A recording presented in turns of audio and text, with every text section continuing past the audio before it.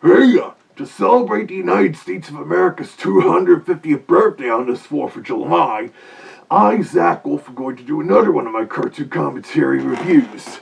But this time, it's of two shorts in one video. Well, sort of two shorts.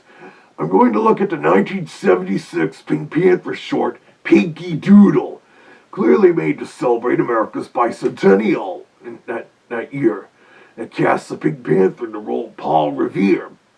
But then that short was actually remade for the 1978 all-new Pink Panther show Saturday morning cartoon, titled Yankee Doodle Pink, and then released to theaters shortly afterward.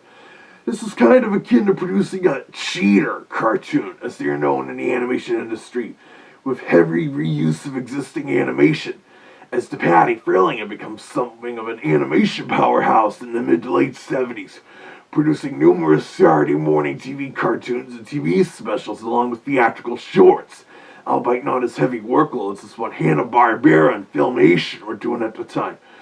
But first I will play for you the original 1976 Pinky Doodle cartoon.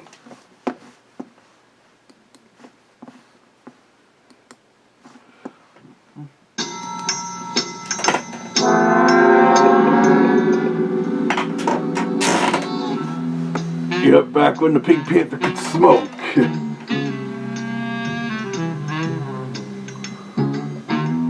Of course, they credit Henry Mancini. Walter Green's music you're going to hear is mostly recycled from his 1966 to 67 cartoons, along with some older Bill Lava music there. April 18th, 1776. Yeah, like a lighthouse.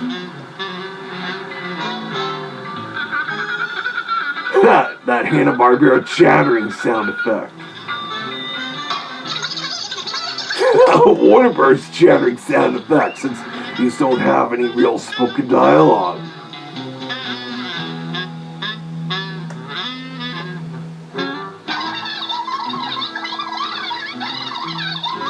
Love the sound of that bass guitar, a Walter Green trademark. It's recycled from the short Picnic. Oh, first he sees a red coat horse and decides to use that. Not a smart idea.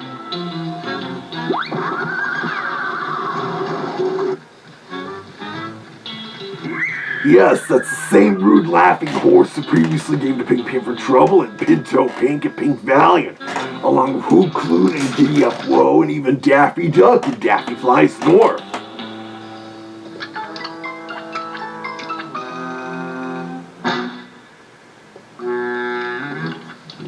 This is recycled Bill Lava music.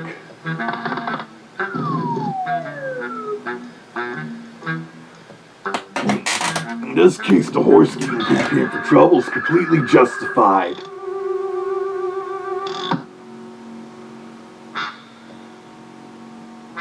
The music were timed a little better, then it would have made the gang funnier. G. Ward's skidding sound effect. Ooh, real skinny tail.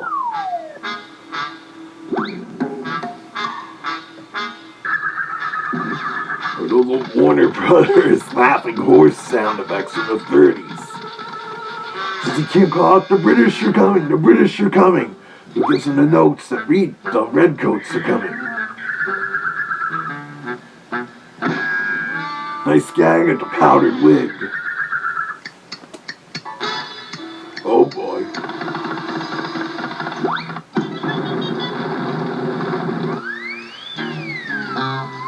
Oh! What a...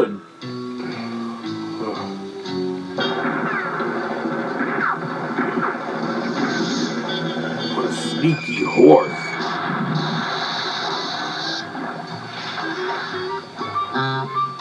This music is recycled from Pink In. That muted trumpet.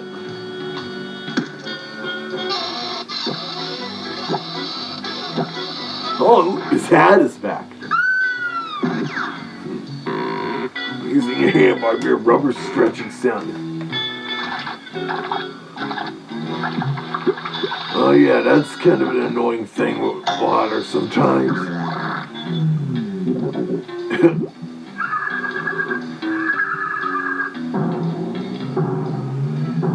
It's like also to get the water fully out when I'm washing myself of all this fur. Music kind of fits there too.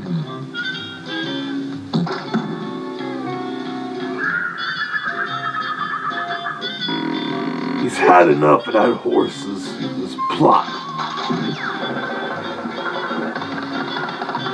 Looks evil there. And they use that G Ward bongo roll sound a lot for fast running in these cartoons. A red coat ambulance.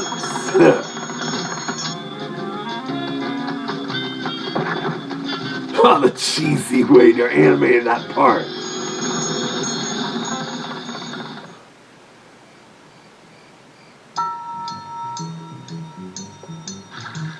Like the tail flipper. Now this music is recycled for 1966 Super Pink.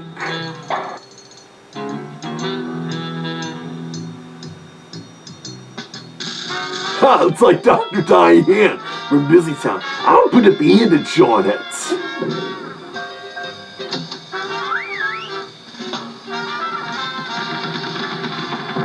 This part of the music doesn't seem to fit as well.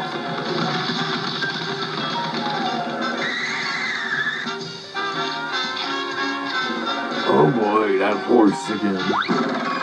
I said the Pink Panther never learns.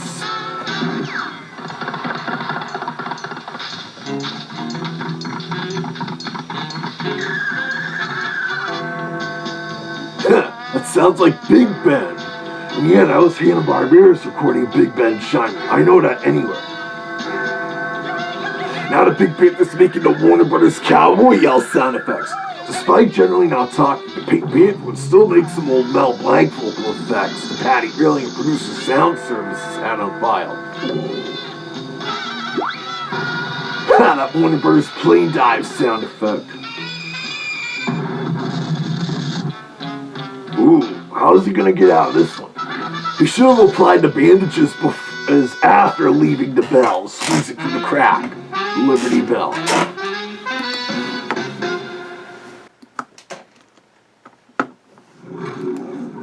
MGM Lion, they tacked onto this.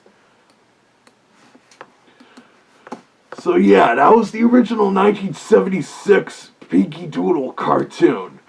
Not as funny or memorable as the Pink Panther cartoons of the 60s, but still decent.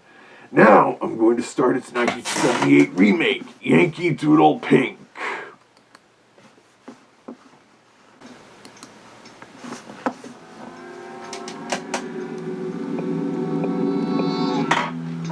This is the theatrical release print of the cartoon, where they removed the laugh track and slapped on the usual theatrical opening sequence and theme song. All the 1978 Pink Panther TV cartoons that got released theatrically had the opening credits in that same pink background, so you know one of these is about to start. Interesting how they're actually printed in Technicolor rather than the cheaper deluxe Eastman color process. Yeah. Yep, it's just the music that's different. It's music taken from Mr. Jaw. The chattering Hanna-Barbera sound again. Well, this music does kind of fit a bit, actually. It's a slight cut there. The chattering. We got the liberties. These all sick and redcoats are coming. We got words. Some new animation they added. You can tell it looks a little different. At least here the Pink Panther has good reason to end up trying to ride that rude British horse, since that other American horse he's trying to ride on is too lazy. Now he sees the British horse. The usual sneaky theme in the 1970 Pink Panther shorts.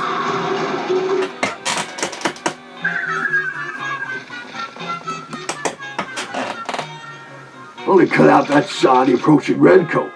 I suspect it had something to do with the 1978 Pink Panther TV cartoons, all having the same running time. Without opening or closing credits, each short runs for 6 minutes and 8 seconds, and they had to make sure they were all at the same exact duration, likely due to television animation guidelines. It's a deja vu.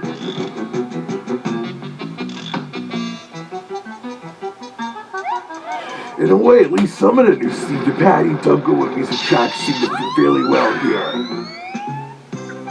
Cut to horse laughing. Of course, those music cues are a big reason why the 1978 Pink Panther TV cartoons aren't that well liked, since they are such a drastic change from Walter Green and Bill Lava's old music tracks. They sound kind of like library stock music tracks using those radio, television, package, and redrawn colors cartoons. Oh, look at that! They reanimated the scene, a very noticeable change. Kind of ruins the powdered wig gag from the original.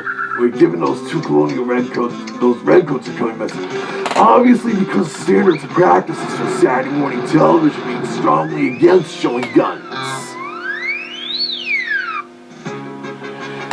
Oh yeah, some of these newer music tracks, they remind me of the library stock music tracks used in radio and television packagers, redrawn cartoons, versions of silent cartoons in the early 70s. Switch to hat, man.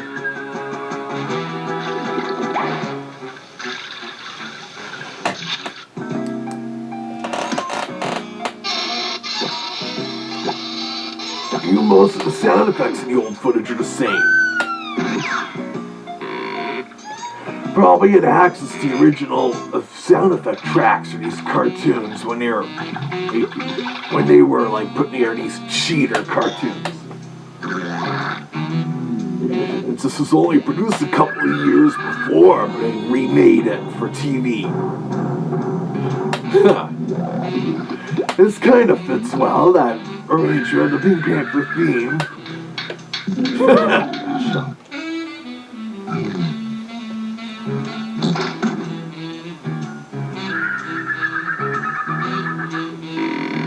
The Hanna-Barbera rubber stretcher. You may have noticed they cut that additional shot of the British horse running. Again, to ensure these cartoons all had the same running time for television distribution where they originally premiered.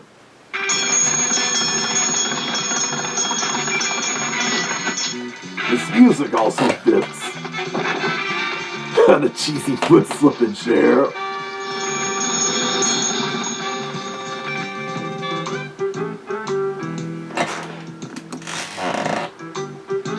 Tail flip. This music also seems to fit well, actually.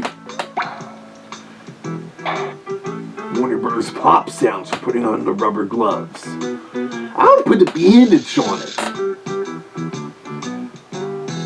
That'll take care of your pain. Here's some recycled music from the Patty Fielding's Mr. Jaw TV cartoons from 2 years earlier. This track got used ad nauseum in these Pink Panther TV cartoons. But to me, this track does honestly seem to fit better here than that recycled version of the Pink Panther theme, originally arranged for Super Pink.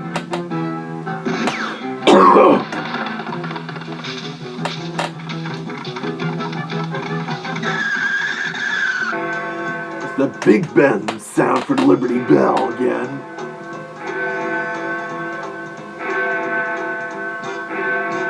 The Warner's cowboy yelps again. Starting here, they reanimate the entire ending. Right away, you'll notice some inconsistencies, like the color of the building suddenly changing. Also, looking at a proper sound background placement in the bell tower. This time, Pink Panther gets out of the way before the bell can fall on him. Guess the network executives wanted this version of the cartoon to have a lighter and softer ending.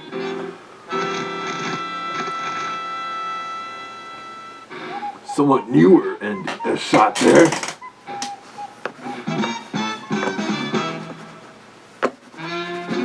The theatrical ending title. And there you have it. Pinky Doodle being remade in 1978 as Yankee Doodle Pink. As a cub, it confused me why there were two versions of that cartoon, until I learned more about animation production history. Similarly to Patty Frilling also remade the 1976 cartoons The Pink of Araby and Rocky Pink, under the new titles The Pink of Baghdad and Pet Pink Pebbles, respectively.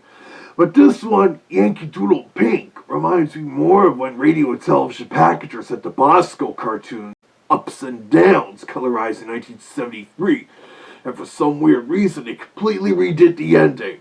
But that one looked even weirder and cheaper than Yankee Doodle Pink's redrawn ending, almost like G. Deitch's Tom and Jerry shorts in the early 60s. Ooh. But I guess it sums up this commentary review, and so happy Independence Day! And keep watching this channel to see what me and my other two friends do here next.